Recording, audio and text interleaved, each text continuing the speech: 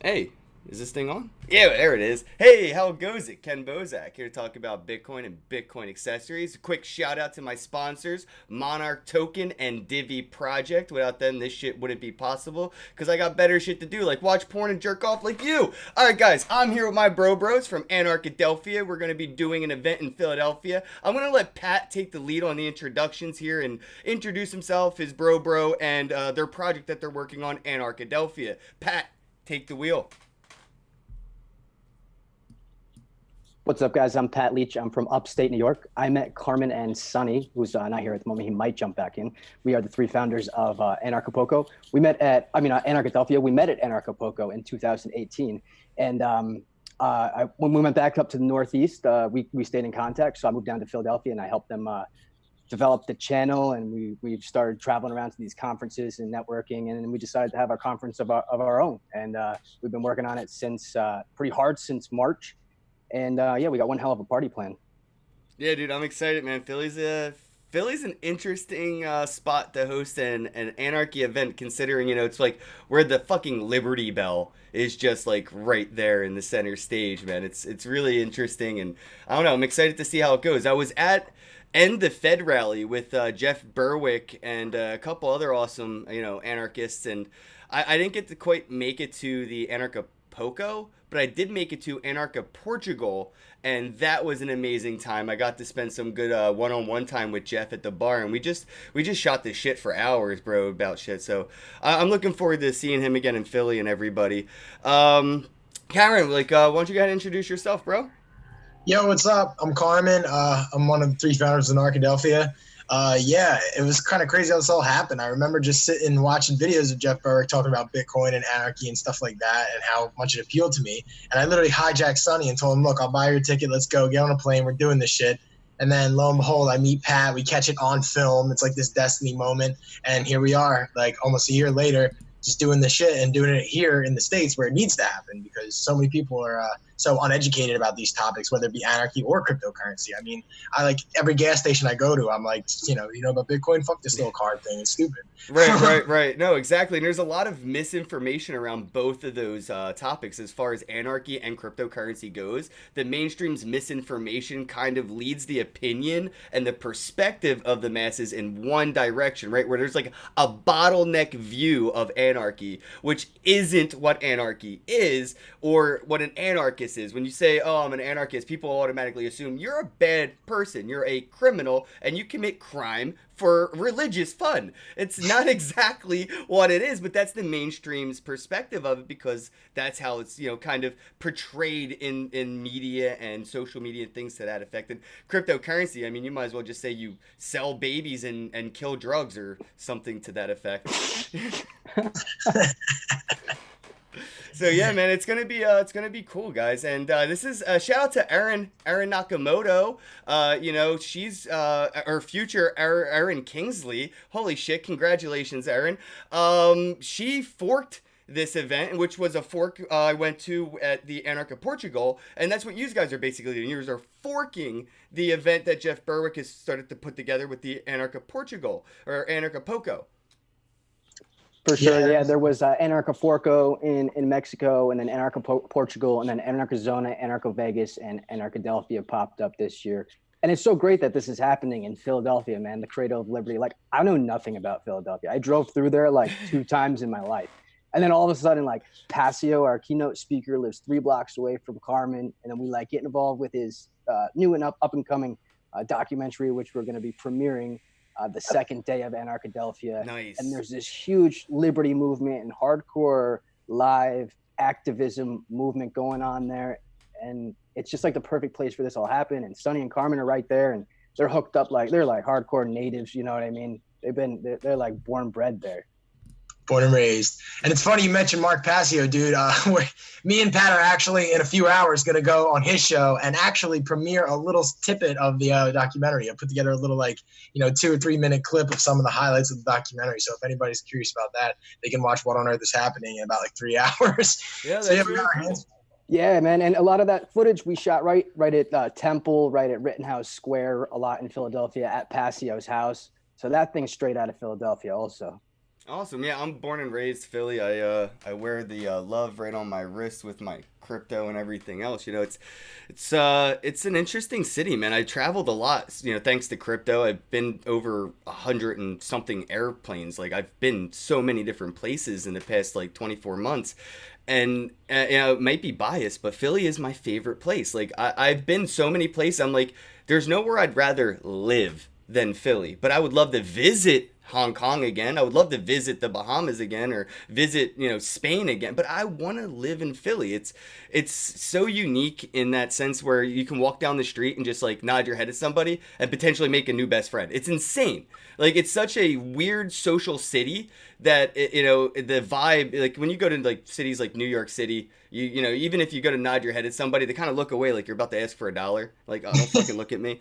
You know, don't make eye contact. I don't have an extra cigarette. But, you know, Philly's kind of like a totally different, like the brotherly love totally nails Philly right on the head, in my opinion.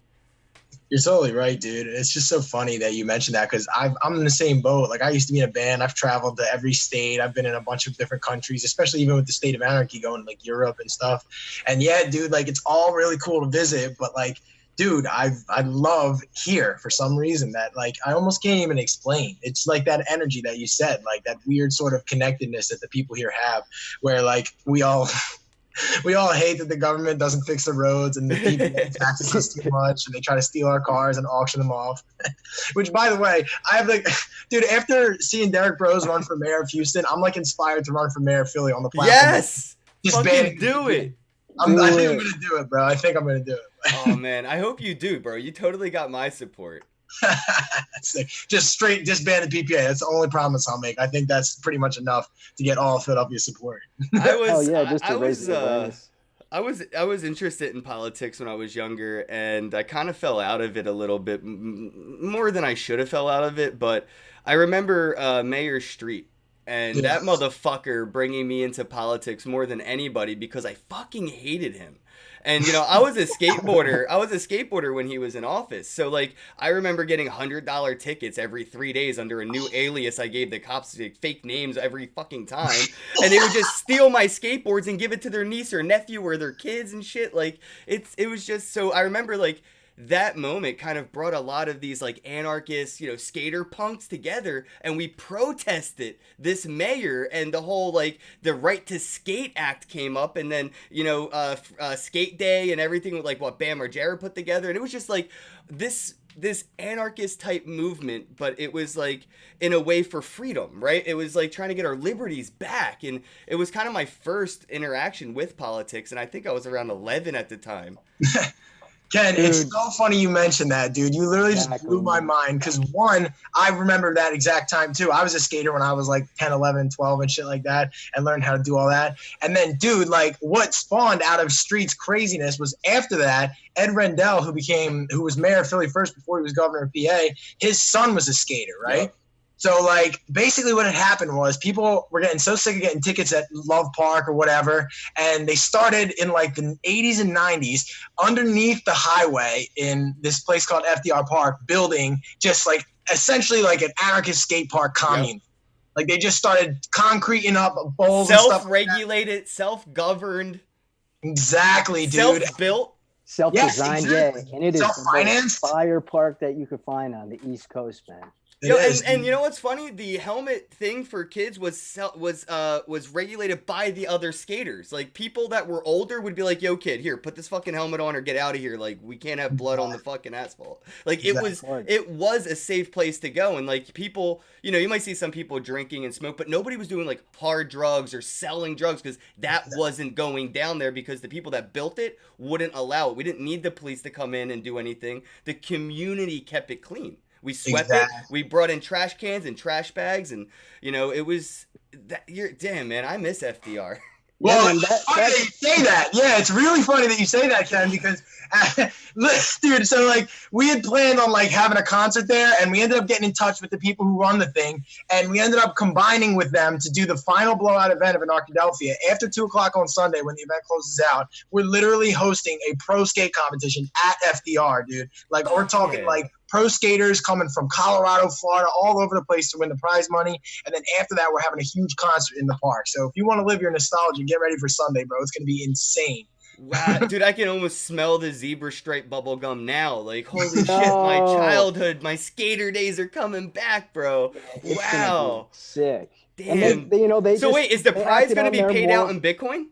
No. See, originally I was like, we'll give some Monero away. You know what I mean? Okay. So I made this like graphic design back in like March. We put it on the Instagram. I tagged a bunch of these pro skaters that skate there and stuff. And they just were like, nope, you can't come in. You know what I mean? Like, blah, blah, we got to. And then they basically, I was like, Carmen's son, you got to go talk to these guys. And like, they just negotiated the most beautiful party ever, dude. That is so epic. It went from like us not being allowed to go there to then I met the dude who's basically like the Don of FDR at Bam Margera's compound and skated Bam Margera's new like skate park that he built in a barn on his fucking property. That is epic. So insane, dude. Damn, dude. Together. And that's just Sunday of Delphia, man. Yeah, that's one day. So let's go over the dates real quick because I have it up here on the screen. It says we have 11 days right now, guys, to go ahead and get your tickets. You just want to go over maybe a little bit of the speakers list because I have that up on screen right now. Wow, I see a lot of familiar faces on here. Wow. Oh, crap. Yo, that's awesome. All right, cool. All right, so I just saw Lynn's definitely going to be there. Yo, speaking of Lynn, if you buy your Anarchadelphia ticket with promo code FreeRoss, we'll donate 10% of that ticket sale to the freeross.org initiative and Lynn. Respect, man. Yeah, dude, that's awesome. I got to hang out with Lynn and crap, why am I spacing on his sister's name? Callie, I think so. I haven't met her, but I think that's who it is. I got to have breakfast with them in Toronto 2 weeks ago, and we got to talk for a few hours actually at breakfast, and it's just heartbreaking, man, to talk to them about Ross's situation, but it's also like kind of uplifting to see the hope and know that there's 200,000 signatures right now on the petition for clemency, and that's not far off from a presidential awareness. We're not that far. So if everybody that signed could get a friend to sign, we're in. That's it. We did it. So I think it is within reason to believe that Ross may be able to see fresh air and walk on free ground one more time sooner than later. Absolutely, and we are using Anarchadelphia to really help push forward that initiative. We actually rented a dunk tank. Fucking dunk tank. With a Trump mask and a Hillary mask and Obama mask, which is going to be in the parking lot the whole time. So dunk the shit out of these politicians, and all that money is going to go to Ross. And Mir One is donating a dope-ass sold-out print, so that's going to be up for auction. I've got a large print photograph of mine that I'm going to auction off, and I'm sure we're going to have a lot of other stuff. But this is really to raise awareness, drum up some money, get more signatures, and push this effort forward. Yeah, a lot of people are coming forward to help Lynn raise some money so she can keep up her campaign of traveling and speaking. A lot of people, I think, are under the misunderstanding that she's getting paid to be a speaker, and that is not the case, unfortunately. And I found out, and you probably know this now from working with her, and I've talked to event organizers that try to use the Free Ross campaign within the conference, and it's hard to get other sponsors on board. It's hard to get other people involved now that is on kind of the forefront of the mission statement. People don't want to really support Ross's situation because of how taboo it may be, but it's one of those situations where that literally could be any one of us at any point in time, any day of the week. There is no expiration date on any of this eventual crypto law that may pop up, and we may all potentially become criminals tomorrow because we bought gum with Bitcoin, not just drugs. So, if it's one of those things where people tend to not care if no one cares if they come for the neighbor. They start to care if they come for the friends. They start to give a shit if they come for the family, but they really only care when it's too late and they already came for you. Yeah, and it's funny. I met Lynn at Coinvention last year. That's where we first met, and then we saw each other in Acapulco at a couple other events, and in Anarcho Vegas, I believe she was at. So we were chilling with her, and she told me all the stuff, man. We have an interview of it where she goes through all the weird, they cherry picked a judge. They made him go to another state. It was such a case, and she makes the point that this is now a precedent in the courts to be used against anyone else. Like, that's what people don't understand. This affects them as well as Ross. Yeah, they'll say the case versus Ross, this, that, and then basically it's just copy paste to your case. Exactly. And if we as a community who want to advocate for, free commerce and crypto without borders and stuff like that, we have to be aware that, some of these Orwellian governments don't want to see that. Like, even the banks don't, bro. Like, I had a credit card, a Bank of America credit card, like a few years ago, and I was using it with Coinbase to basically, buy the dips and sell high and just like have the credit card as liquid money. And then out of nowhere, Bank of America was like, no more credit card purchases. All banks did that. And that, to me, that was actually kind of inspiring to me, because I'm like, wow, they're scared. Yep. They're afraid. So that was some big stuff. I watched KYC come through Poloniex, Bittrex, and now Binance. The troll box, bro. The troll box was like, it really was. Every time I see Omar wearing that shirt, the 2%, 2-day reoccurring interest on my Bitcoin loans, KYC, nothing else gone. Thank God for VPNs. Everybody use VPN. Yeah, and don't use a fucking VPN that's American or any other kind of country that fucks with America. Use a VPN that's based out of a country where you have to use a translator to engage with its user interface. That way, if they get a subpoena from the government, they're not just going to send them all the cache data that you ran through their server. Because a VPN has a list of everything that it's not totally private. It's just semi-private. Like, Bitcoin isn't anonymous, it's synonymous, semi-private. So it's up to you to take the extra steps. I love to talk about that when people say VPNs, because you see people like, oh, I use I don't know, like fucking TunnelBear or Nord whatever VPN. I'm like, they're all gonna give you up if they get a subpoena. You're fucked. Yeah, exactly. So Ken, what do you think we can do as a community to sort of like make the crypto space government proof? Like, what do you think is the following steps we need to take? It already is government proof, though. That's the beauty of cryptocurrencies and, blockchain technologies and Bitcoin itself. It doesn't have to abide by regulations. It doesn't conform. You can't make this technology conform to any government's rules or laws. So to emphasize that and to get to the point, it's people need to just not care. Just say the same way you walk into a tattoo parlor and they accept cash and they don't put it on the books. That just goes right into a pocket. That amount of I don't give a fuck. Just apply that to more shit, because you are your own prison warden at the end of the day. A lot of the times these laws and things that are put in place, you're the only person that has to make sure you abide that.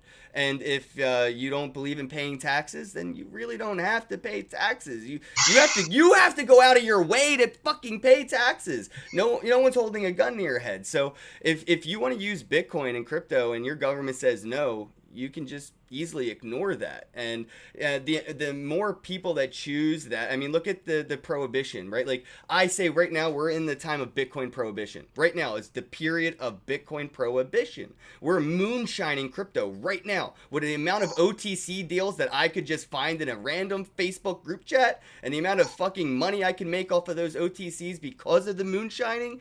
It's insane. So the amount of people that just start to go against these regulations as they pop up, if they say you can't accept Bitcoin or whatever, then just keep accepting it the same way you keep accepting cash on the DL. And they can't like the Area 51, they can't stop us all. They can't. No, we just all have to stop paying taxes. Facts. I pay taxes when I buy stuff at the grocery store. I believe in sales tax and things like that to some extent. I fucking don't understand PA's sugar tax. That's just, but whatever. And a lot of people, say that you should pay taxes for X, Y, and Z until they see Chris Christie, lock the beach down for his private beach day. And then they realize that's where all the tax money went. And that's why there's still potholes everywhere in New Jersey. Exactly, dude. Exactly. I think what we're going to see with smart contracts and transaction fees, things like these lightning channels, we're going to see optional taxation. we're going to be able to see these smart contracts, and we're going to be able to choose where these transaction fees may go, or we could optionally round up sats, right, and send them to a contract that does fix potholes, where there's IoT devices and other things and measures, maybe a consensus of actual, people that live in the area that just say, yep, that pothole was fixed. Here's the consensus. The tax money gets released to the government for fulfilling their duty. I do see a future of taxation being something so different that it's uncomparable to what we have today. Like, 100 years ago, 200 years ago, how we looked at the economy itself of the world as opposed to how we see the economy today, and how we know a butterfly in China could affect the price of tea in fucking Canada. It really is, a different world now, and we're going to see that exponentially grow over the years, where maybe what is it? What country? Venezuela, right? They have their own crypto now, right? Or Yeah, but They're some being like petro forced to back. because yeah. Well, imagine a true crypto though for a country that's that's in poverty-stricken ways. Maybe I could buy a couple shit coins that belong to North Korea, and that helps raise their market cap, which helps raise the value of the coins in somebody else's pocket. So maybe universal wage or what do you use, wealth distribution may be more balanced out to that effect, where I could use the petro in America, and by doing that I'm helping raise value of the petro in Venezuela. So that's my contribution to donation or charity or X, Y, and Z. Wow, that's a sneaky way to be like mad philanthropic and just go about your daily life. You know what I mean? Buy your expenses in a coin that you want to see grow, that might help, a country that you want to support, even if it's not Venezuela, even if it's like fucking, I don't know, like some place in Africa or something, or some place in like, maybe somewhere in like the Ukraine that, could use an extra bit of like. Yeah, Flint, Michigan needs a fucking shit coin. Maybe we could get Flint, Michigan some fucking clean water with a bounty on it. Like I always think about these things where, taxes and the concept of bounties, right? Like if we could put a bounty out on issues that taxes aren't solving, and if that worked, we could replace the system of taxation with bounties, where Flint, Michigan needs fucking clean water, bro. Period. It's been, 7 years? 1 out of 5 kids are like fucking straight up just dying of fucking lead poisoning. It's insane. So people want to help. They send $1 to the Red Cross, and it goes a penny into the cause and 99 cents into a corporate pocket. Well, what if we could raise that as a bounty, and people that have the know-how, the construction workers, the XYZ for the PGW, they all volunteer to solve this problem, and that's how they get their wages, and I would love to be able to see this, but it's illegal to fill a pothole if you know how to fill a pothole. You can't just go and fill it. You can't just be a good Samaritan and fix the street. You can't just be a good Samaritan and go walk into Flint, Michigan and say, I know how to fix this, and just take out a wrench and start going. You'll get arrested. Yeah, it's crazy. It really is crazy how you can't even improve your own community because it doesn't belong to you. But you're paying for it in taxes to be able to make sure that it's upkept. How backwards is that, dude? You know what I'm saying? Yeah. No, dude, it is backward, but that's what we live in, right? We live in a world where our currency is backed by debt, right? The more debt we have, the more money we have. It doesn't make sense on paper, but it's been working thus far. Well, more people are waking up. We're waking up now. Like there is definitely some sort of consciousness shift that eventually we're just going to say fuck you, and we're just going to stop. Because the reason it's all like this right now is because they're perpetuating it. It's very clear, and there's a lot less of them than us, so they just have a lot more money right now. Yeah, they do. And we're, like you said, waking up. We're starting to see how they do use social media and platforms and these algorithms to manipulate, to an extent, brainwash people into mass hysteria. We've seen it with the Black Lives Matters movement, where the media could adjust their perspective on that and turn everybody against each other overnight, instead of what the movement was more about, bringing everybody together. And how they do it with everything that seems to kind of pop up is these things are to bring us together, and they find a way to use their money and use their platforms to what was the conquering the Occupy. divide. Simple as that. Occupy. Look what they Yeah, did with Occupy, Occupy, bro. Right. The media took Occupy and just gave it the Nazi fucking logo right on it. Like you might as well have been in the Nazi party if you were a part of Occupy. They're not even reporting what's going on in Hong Kong over here on the news in the States. No, they won't even let it on On the Facebook and Fox or Twitter. They're CNN or blocking it. They're blocking it. Yeah. It's Fuck crazy. that. Get on Float. Get on Float. That's a new social media platform. Encrypted private messenger, comes with a Bitcoin wallet. Yeah, that's Fuck with off the Kingsley, right? Yep, Yeah. it's Kingsley's app. Yeah, man, Kingsley. Shout out to my bro Kingsley and Aaron Definitely. and We're them, gonna- man. Floats what's and that's what I like is the waking up aspect is kind of inspiring this new entrepreneurial moment where these big companies stand this much of a chance of coming into this movement now because they can't offer us the peace of mind of privacy. Doesn't matter how much money Facebook has, they can't buy my peace of mind of privacy. They can't do it. It doesn't exist. I will never have comfort of using Facebook Messenger to send a dick pic again. Like, I'm using Float for all my nudes, bro. That's all I'm saying. All right, so I do want to ask you guys some questions about the event here, and like, what were some of like the hardships, man? What was like some of the hardest parts of putting this event together, and how did you overcome it? Because you like you said earlier, these are just some dudes who was like, I want to do something, and you're fucking doing it. And I want to inspire people that are watching this or other people in other areas that want to put an event together. Like some of, maybe let's help them get over some of the hurdles. So what were some of yours and what advice do you have for people that want to do what you're doing with Anarchadelphia in Philadelphia? Just do it. Just fucking do it. Put one foot in front of the other. Learn what you have to learn, whether that's software, networking, talking to people, whatever it is. Just fucking do it. There's no Yeah, reason- for real. You don't have any more excuses. Just do it. We kind of need it. I mean, I guess obviously the first thing that comes to mind is like, how are we going to pay for all this? Like, how are we going to pay for all this venue? And we had an initial sponsor who was going to take care of that, and he dropped out because he didn't like the content we were producing. He didn't like a certain person that we interviewed because of his stance. And we realized, all right, well, yeah, we won't name names, but I mean, if you go back far enough in our videos, you can probably figure it out.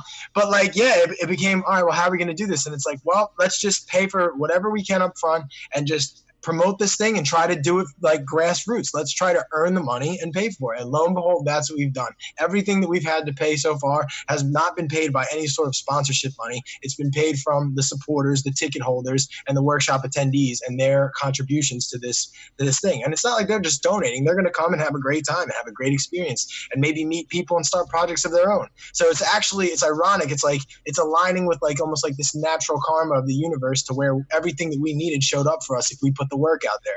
I mean, Pat grinds his face off every day on the computer to make dope graphics, make sure the website's popping. He's always in contact with the speakers. I'm editing as many videos as I can. I'm reaching out to as many people as I can, getting on shows. Sonny's taking care of a lot of the back end stuff. And if you just put, like Pat said, one foot in front of the other, things seem to materialize. And it's funny because we're pretty much there and we have no sponsors yet. Like it's insane. Like we've been able to minimal ones, very small sponsor. Yeah, very, very small contribution. So I guess if anybody wants to come and reach out to us and sponsor us, it would be great because we would actually love to add a few more things in before this comes in. We actually have everything that we really wanted, but it would be awesome if we could just ensure that everybody gets rides and nice cars and stuff like that, and everybody gets taken care of. So yeah, I mean, just go out there and do it. Like you have to be able to work in groups. Like I know me, Pat, and Sonny had our fair share of flare-ups. Like I mean, me and Sonny fist fought a few times. Nice. We only met a year and a half ago. You know what I mean?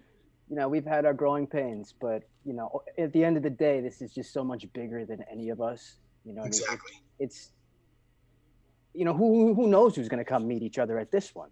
Exactly. Right in Philly, right where everybody can get to. It's hard to get to Mexico. It's hard to get to Vegas. We're in such a metropolitan area with so many people that it was so worth just putting my all in. And I know Carmen's all in, just putting all my energy into this thing, just to have one real memorable party where people can foster relationships and go on and do their own one. Anarcha, Colorado, Anarcha, New Hampshire, whatever, Yeah, Maui. Somebody Maui. doing Anarcha, Denver, Colorado, so I have an excuse to go back to Denver because fuck, I love Colorado. Oh yeah. I lived in Boulder for a little while and up in the mountains. Bro, there's a strip That's club smart. that lets you smoke weed in the strip club. Like, Let's go. Right, right. That's what I'm saying. Like, all they have to do is accept Bitcoin, and I'll never leave. Amazing, dude, amazing. Right. So, all right, guys. I guess we can kind of wrap things up. I wanted to make sure we went over everything. I was kind of overviewing, and I just saw Sterling's gonna be there. Yeah. No offense to anybody, bro, but he might be my favorite anarchist. He might be my favorite person with a mustache. He might be. He might be I don't know. My my sister's favorite. boyfriend's got a pretty good mustache. I love Sterling, dude. Just like his story, though, his history, like, you know, just like the shit he's been through and how he's overcome it and everything. Like, I just fucking love that dude. He's Dude, yeah, such he's the a man. genuine guy, bro. And like when he was working with Roger and the whole Bitcoin Cash and Bitcoin.com and all that stuff, like I gave all three of those things the hardest fucking times.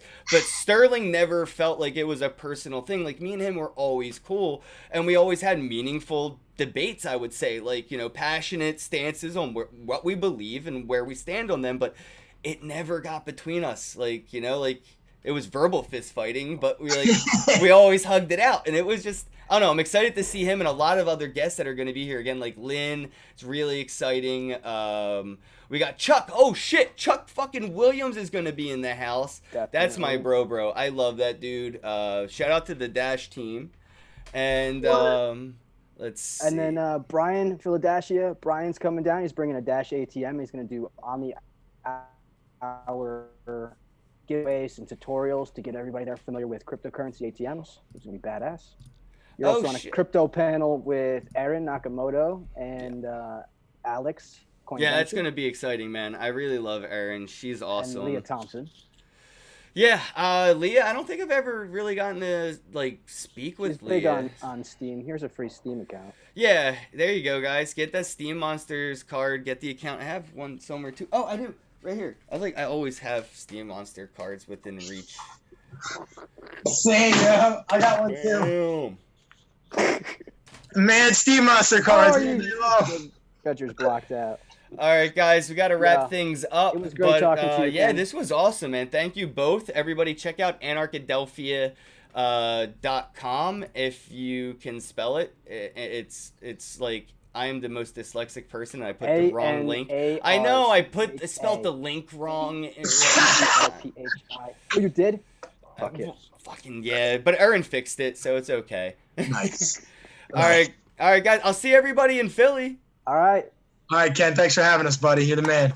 Yo, you know what? I'm gonna flex. Ready? Soft flex. Where is it?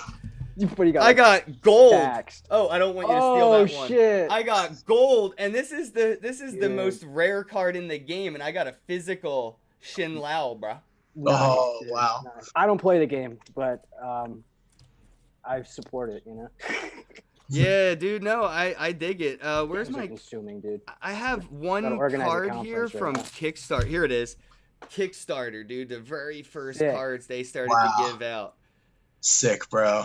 So shout out to Steam Monsters. You know, they're from Philly. They're a Philly project. Yeah, the one guy, their developer's a Philly guy. He has Steam meetups and stuff. I've actually chilled with you at a few of them, Ken. Yeah, dude. It's you know what? We should